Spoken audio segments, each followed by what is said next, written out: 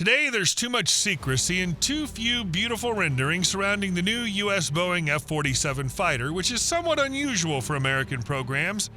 But behind this silence lies what could be the most radical reform of the Air Force since the advent of stealth.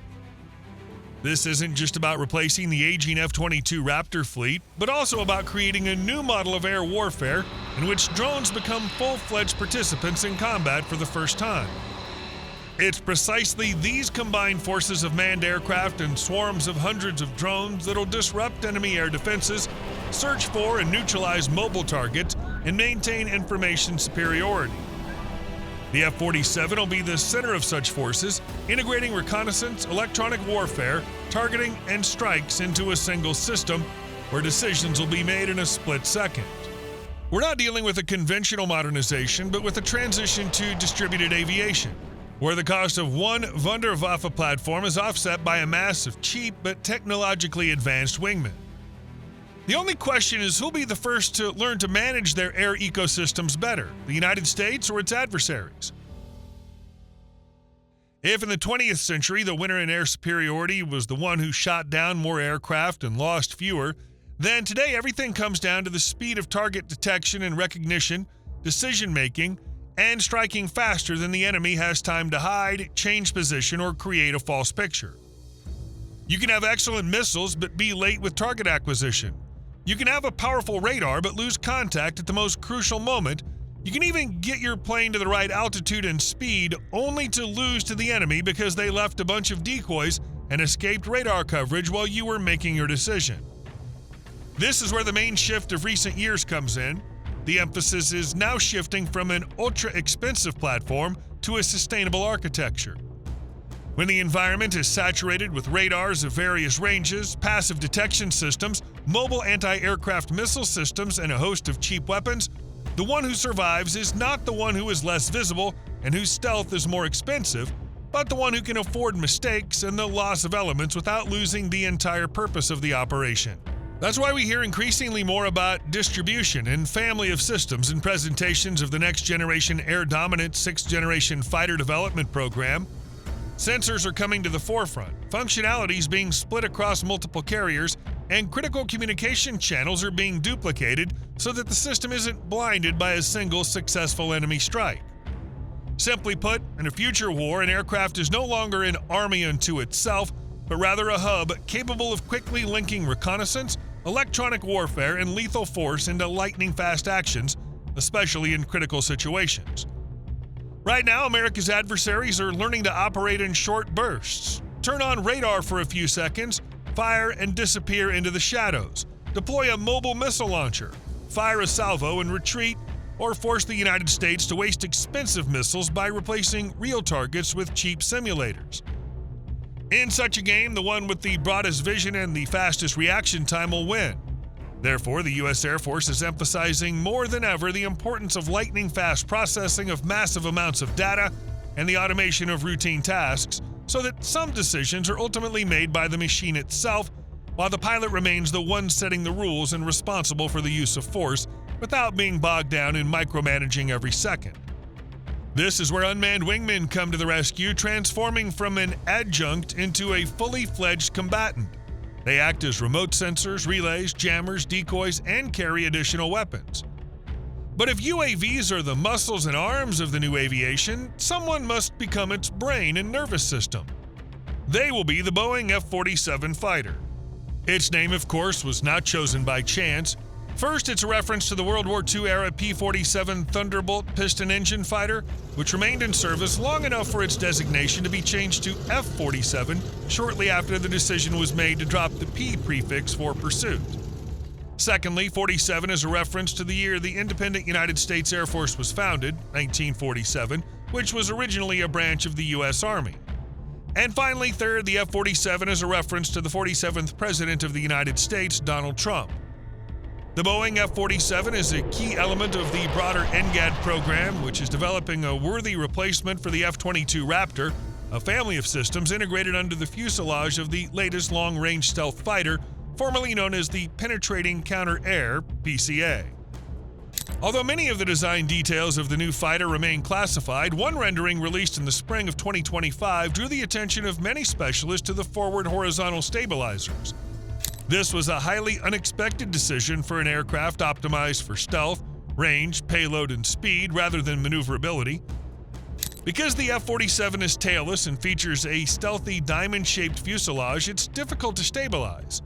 This is especially true given that it's a tactical jet designed to operate across a wide range of performance envelopes. However, designers can overcome this problem by making some sacrifices. The first sacrifice would be the fighter's maneuverability. Some of the problems could have been solved by adding thrust vector control, but this would have immediately increased the fighter's weight and price, while simultaneously further complicating its design. Given the presence of forward horizontal stabilizers, it appears that maneuverability remained a primary design criterion for Boeing when designing the F-47. If true, this would explain many other interesting aspects of the fighter's design. After all, canards not only improve maneuverability, but also give the fighter additional stability at high angles of attack, especially for aircraft with delta wings. The main drawback of this element is that it's always created problems in achieving a high degree of invisibility on enemy radars, which is extremely important for the survival of any tactical aircraft. For the same reason, many experts strongly criticize the Chinese Chengdu J-20, which had obvious canards, but still continued to position itself as a stealth fighter.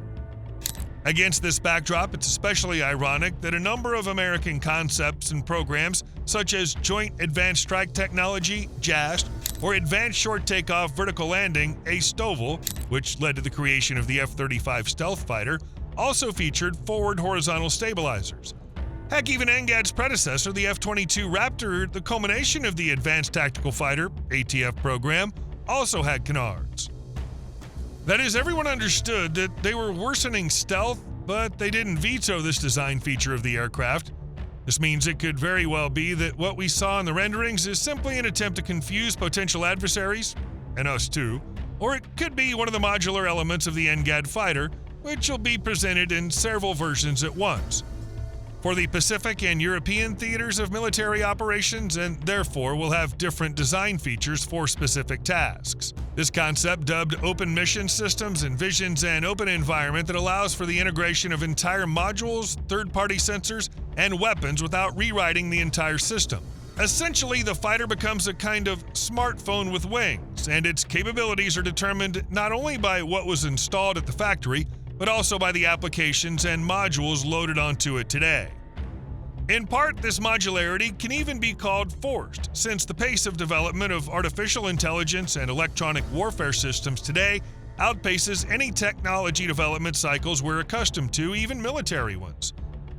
The fighter's key element will be its next-generation adaptive propulsion system, developed under the Next Generation Adaptive Propulsion NGAP program by teams from General Electric and Pratt & Whitney, whose prototypes are designated XA-102 and XA-103, respectively. Such an engine will allow the fighter to adapt its operating mode to the mission at hand, whether it's fuel-efficient cruising over vast distances or a sharp acceleration at speeds exceeding Mach 2 to penetrate enemy air defenses. Furthermore, we shouldn't rule out the possibility of integrating a hybrid engine powertrain where electric drive modules provide low-noise operation during takeoff and landing. After all, we've already seen successful implementations of such concepts in the American X-plane family. At the same time, the combat radius of the aircraft will, according to Air Force Chief of Staff General David W. Alvin, be more than 1,000 nautical miles.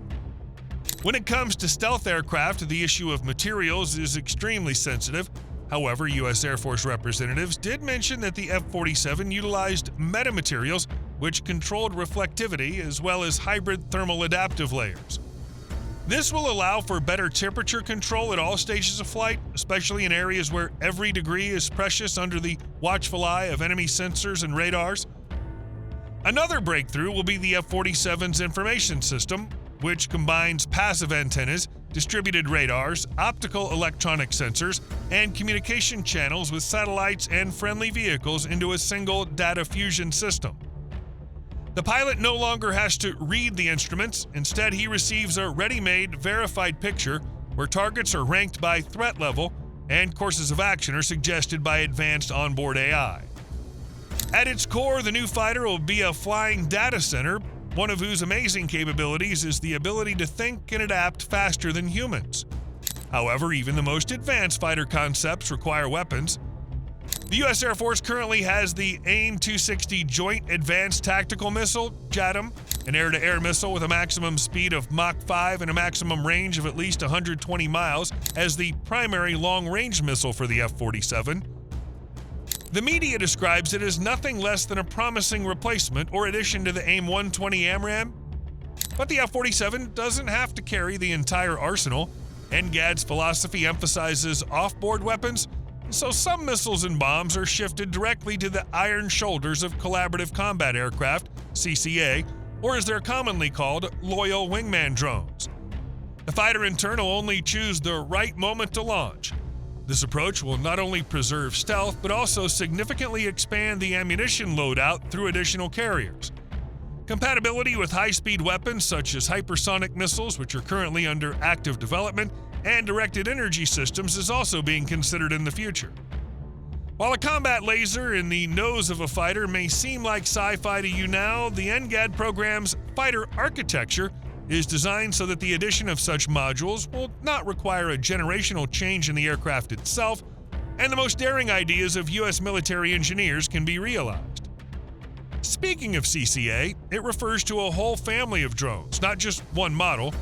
Within the program, they're considered in at least 3 roles: sensor platform, strike carrier, jammer/bait generator.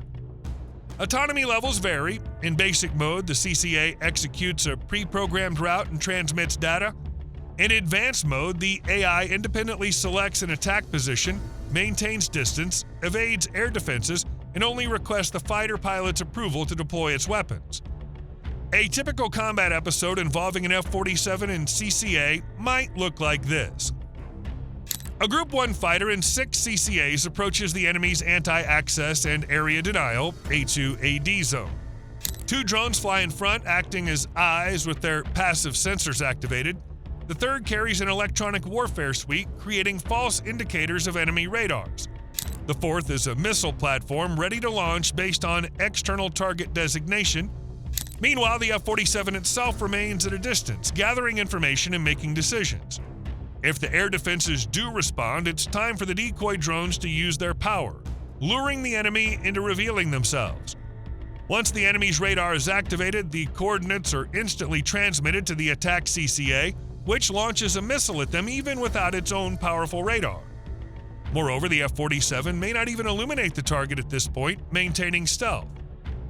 This approach fundamentally changes the economics of war. The loss of a few drones becomes merely acceptable losses, unlike the potential destruction of a manned aircraft. Therefore, CCAs are used to handle first contact with enemy forces and carry the lion's share of what was previously carried on a fighter, including additional fuel tanks, reconnaissance assets, communications relays, and much more. However, the problem of trusting autonomy remains. Engineers will have to drink hundreds of thousands of liters of coffee to train algorithms to distinguish real targets from decoys, resist deception, and operate in the harshest combat conditions. This, incidentally, is the reason why even in this CCA concept with AI on board, humans still have the final say. It's just that now the pilot doesn't direct the battle, but rather oversees it. So far, the U.S. Air Force has designated 2 prototypes, the YFQ-42A from General Atomics and the YFQ-44 from Anduril Industries, as named in a March 2025 press release. First 2 prototypes of collaborative combat aircraft and a new generation of uncrewed fighter aircraft. In terms of scale, the Air Force currently intends to have a fleet of 185 F-47 fighters and 500 CCA, with the prospect of expanding these ambitious figures to an even more ambitious 300 and 1,000 units respectively. If, or rather when, the U.S. Air Force will be able to bring this air ecosystem to maturity, the F-47 will become not just a new fighter, but a command center that'll buy the U.S. the most valuable thing in future warfare: time. Then, time for the first salvo to open up the air defenses, to maintain the initiative in the first hours of the conflict when there's no turning back. Well, now it's your turn to tell us how you envision an air battle between the F-47 and its potential adversaries, and what aspects this ambitious fighter should focus on. Share your opinion in the comments, and if you enjoyed the video, please leave a like, subscribe to the channel, and hit that notification bell for more content like today's. Thanks for watching, and we'll see you in the next one.